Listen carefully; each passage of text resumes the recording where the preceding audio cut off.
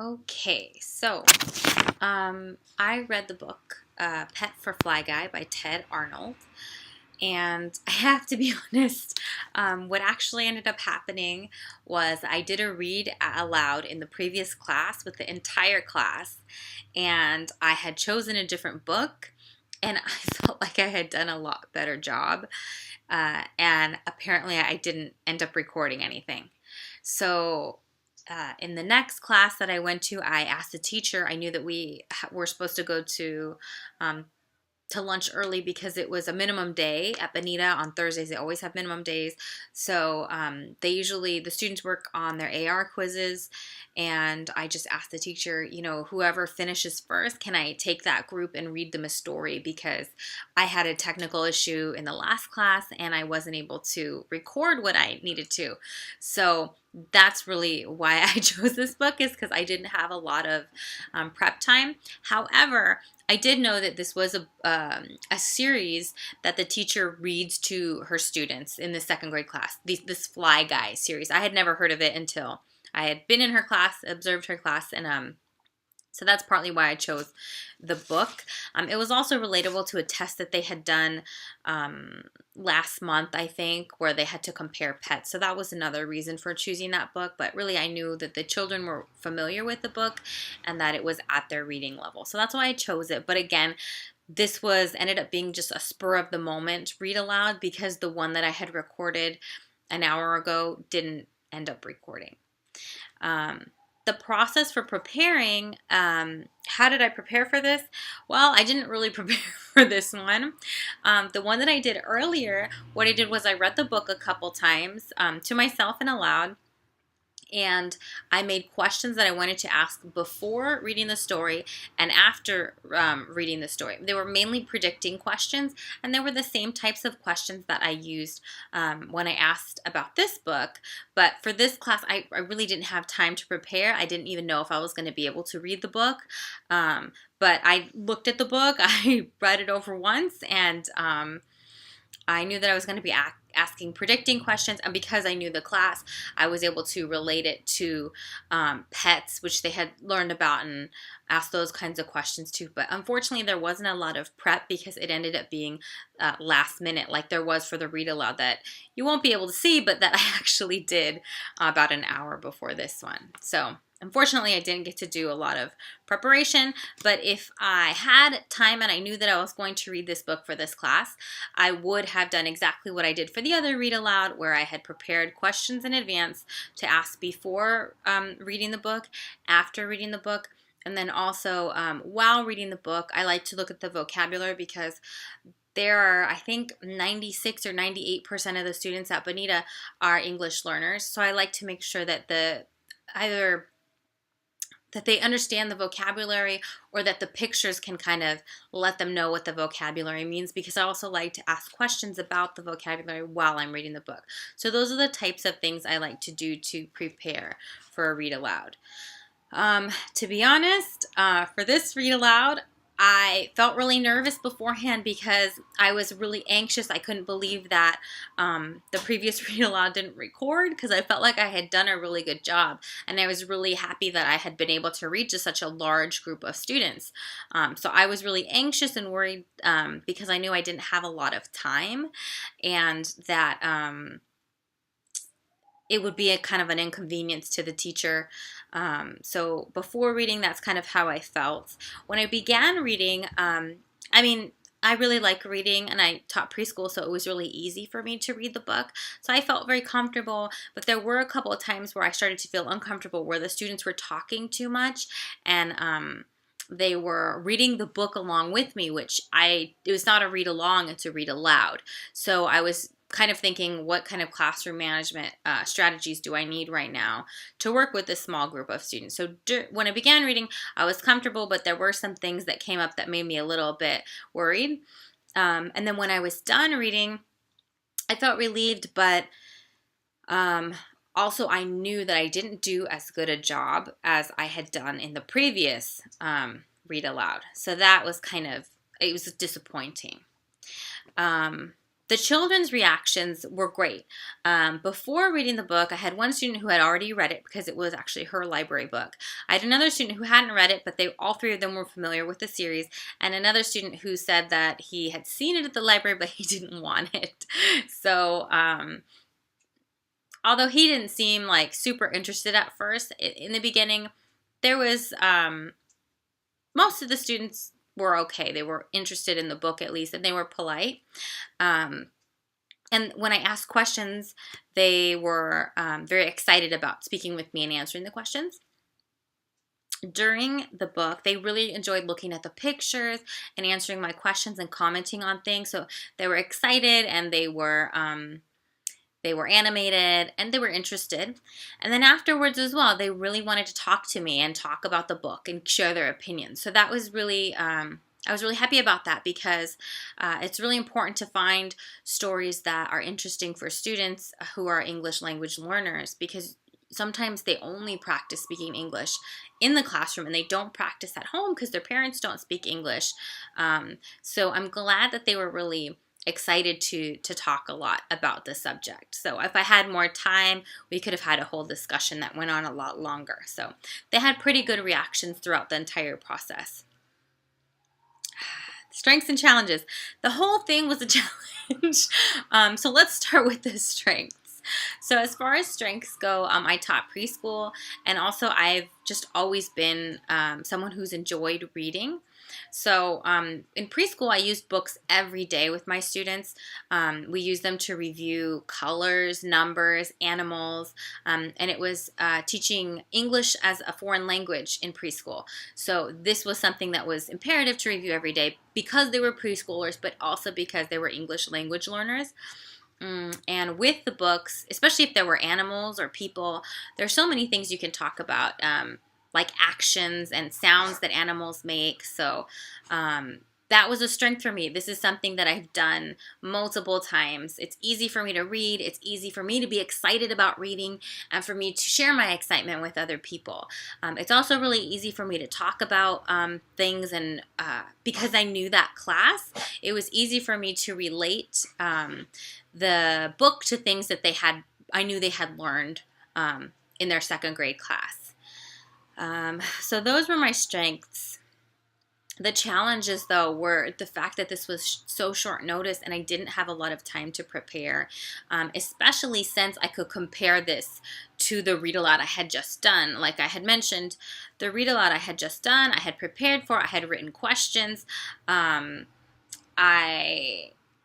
of the things that I did, which I should have done in this class, was before we started the story, I had asked the students, what do you do when somebody reads to you? And they told me, I'm quiet, I pay attention, I listen. So I set the stage for what my expectations were in the read aloud that was not recorded. And I didn't do that in this read aloud, and it was something that I really should have done. Additionally, another challenge was during this read aloud, the students were seated at a table where I was also seated at, so we were all on the same level, and they could easily reach out and touch the book or easily read the book. So really what I should have done is been higher than them and slightly further away, because I didn't want them to read the book with me, and they were all pretty good readers, and the book was, very easy to read for their grade level. So that was definitely a weakness, is having them so close. I should have had them below me or at least a little bit further away, so that wouldn't have interfered with the reading.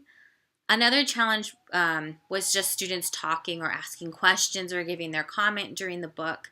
When I had done my read aloud earlier in the day, because I think there was some distance between me and the students, they looked at me like I was their teacher instead of just their friend. So people didn't call out. I really didn't have any behavior issues. I once had to tell someone to please be quiet, but throughout most of the reading, I didn't have to mention anything. Whereas with this read aloud, I did have students talking, and I do want them to talk, but I didn't want it to interrupt the story. So that was also a challenge. I I think those were the main challenges for this.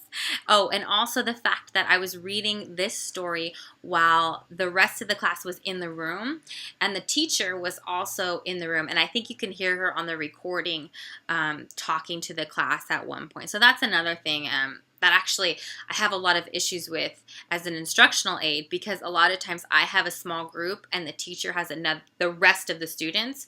And so it's hard for my students because the teacher's really loud over here and I'm trying to talk to them at the table, and sometimes even we get loud. And so then it's like this competing for volume kind of a thing, and we have to try to quiet that down. So that was also an issue.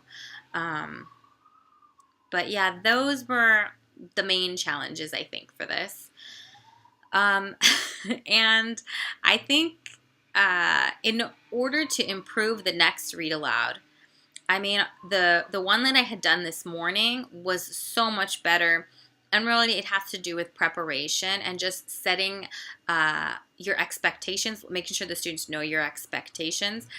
So that way you're setting them up for success, because I didn't have a lot of time with these students. Really, when I finished the story, like right after that, they had to go to lunch because it was minimum day.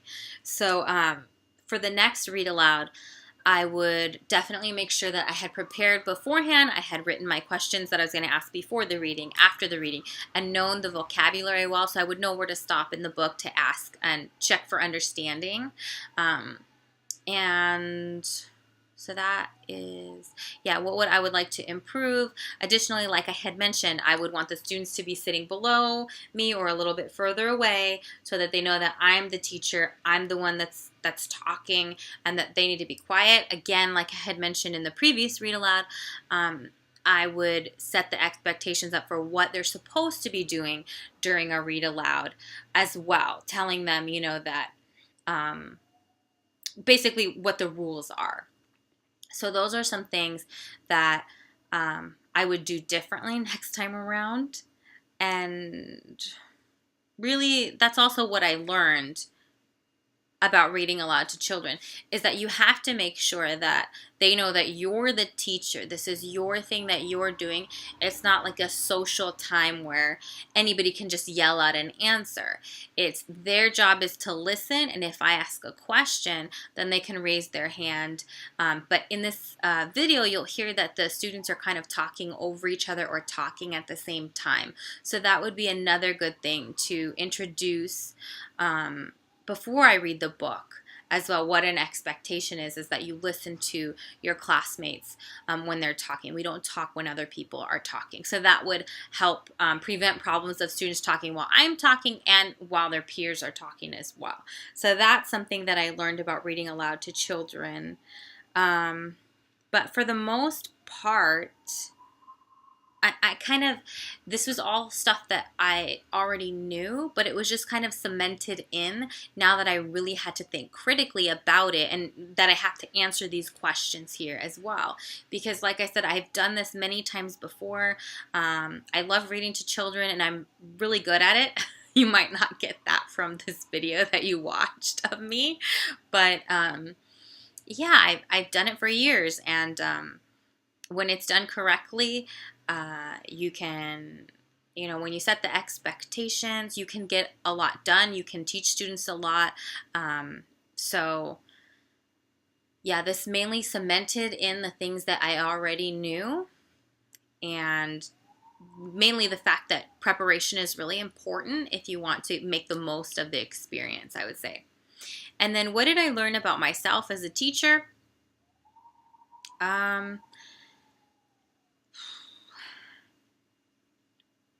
I learned that I can work all right under pressure, but I definitely work better when I have prepared. If this was a class that I had never been to before, it might have been more difficult to relate to the students. My experience is mainly with children aged 2 to about maybe 10. So maybe if this was a 6th grade class, or if it was a junior high or high school class, I might have had more trouble. But I'm really good relating with younger children. excuse me, because I've worked in kindergarten and preschool, in first, second, and third grade classes. So, I know a lot of times what students are learning about or what they're interested in or how to get their attention or hold their attention, what kind of positive reinforcement to use, those kinds of things. So that was really helpful. Um, I also learned that, well, I mean, as a teacher, you're always supposed to have a plan B, because you plan for things and sometimes the activity doesn't take as long as you thought it would and you have all kinds of free time, or it takes too long. Or I've had classes with adults where they didn't understand the activity at all and they understood it a different way, but if they were still practicing the language, then I would just have them do it that way instead, or I would modify the activity so that students could understand what it was that they were trying to do. I've messed up and made things too difficult. Maybe I let students do freer practice instead of the controlled practice that they needed with the language. So just always having a backup plan and just kind of using whatever resources that you have, is really important, because there will be times where you have lessons planned and then you can't do what you wanted to do. Unexpectedly, you have a fire drill, or you have, you're using the projector and you're showing a video and the video doesn't work. So it's just really important to always have a backup plan and just do your best to work with what you've got, because that's really what I had to do. I didn't plan for this book, but I did know what the series was like. I had heard the book read before. And so I knew that the students could work with it. And I did know that they had done a test about what's the best pet, a dog or a cat. So that's why I related it to that at the end. So really, I just learned that I was able to be resourceful, and I was able to kind of go with the flow when I didn't end up having things go my way to begin with.